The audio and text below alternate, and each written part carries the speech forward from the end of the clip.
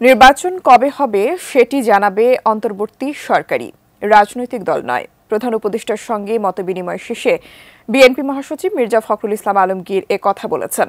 এদিকে শনিবার বিকেলে আরও কয়েকটি রাজনৈতিক দলের সঙ্গেও বৈঠকে বসবেন প্রধান উপদেষ্টা ডক্টর মোহাম্মদ ইউনূস। দেশের রাজনৈতিক পট পরিবর্তনে অন্তর্বর্তী সরকার গঠনের পর থেকেই বর্তমান সরকারকে পূর্ণ সমর্থন জানানোর পাশাপাশি দ্রুত নির্বাচনের দাবি জানিয়ে আসছে বিএনপি।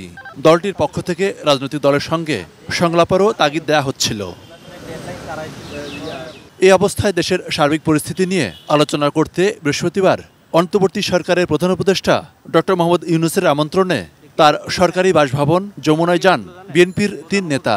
বিকেল 4:30 থেকে 1 ঘন্টারও বেশি সময় ধরে তারা মতবিনিময় করেন। এ সময় সংস্কার, সংলাপ, নির্বাচন ও অর্থনৈতিক পরিস্থিতি নিয়ে আলোচনা হয়। বৈঠকে 2 উপদেষ্টা অধ্যাপক ডক্টর ওয়াহিদউদ্দিন মাহমুদ এবং অধ্যাপক ডক্টর আসিফ নজরুলও উপস্থিত ছিলেন।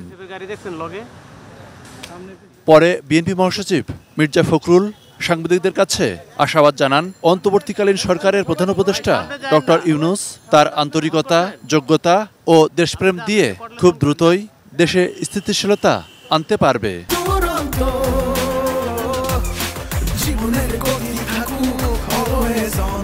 তারা তাদের আন্তরিকতা, দেশপ্রেম, যোগ্যতা দিয়ে খুব দ্রুত তারা একটা স্টেবল অবস্থায় নিয়ে আসতে পারবেন এবং একই সঙ্গে তারা একটা নির্বাচনের দিকেও যেতে পারবেন এবং প্রয়োজনীয় সংস্কারসমূহ তারা পূরণ করবেন বলে আমরা বিশ্বাস করি।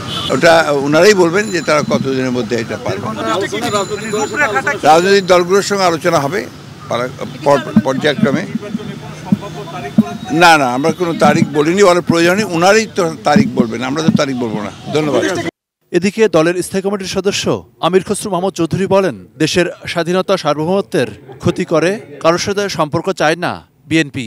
সকালে গুলশানে দলের চেয়ারপারসনের কার্যালয়ে বিএনপি মহাসচিব মির্জা ফখরুল ইসলাম আলমগীরের সঙ্গে বৈঠক করেন রুশ রাষ্ট্রদূত আলেকজান্ডার মান্টিটস্কি। বৈঠক শেষে আমির খসরু বলেন, দেশ ও জনগণের স্বার্থ প্রাধান্য দিয়ে মৌলিক বিষয়গুলোতে কিভাবে কাজ করা যায় এসব নিয়ে আলোচনা হয়েছে। কূটনীতিকের একটাই প্রশ্ন, কতদিনে নির্বাচন হবে ইত্যাদি সবসময় প্রশ্ন করছে, জানতে চাচ্ছে।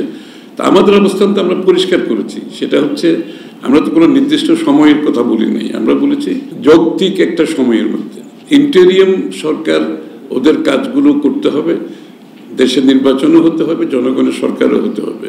সেটা যৌক্তিক সময়ের মধ্যে যদি সম্পন্ন করা যায় সেটা সকলের জন্য ভালো। মনিরুল ইসলাম ইন্টু, ATN নিউজ, ঢাকা।